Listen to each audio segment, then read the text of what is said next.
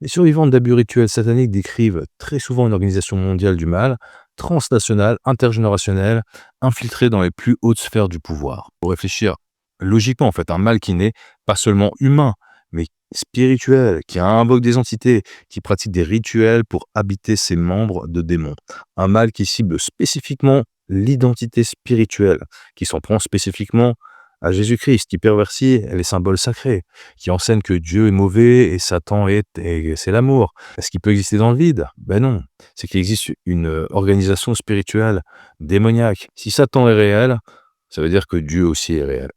Et c'est aussi pour ça, en fait, que ces témoignages ont tant de mal, en fait, à percer. Et c'est aussi pour ça, en fait, qu'il manque souvent une pièce du puzzle aux gens qui dénoncent tout ça, en fait.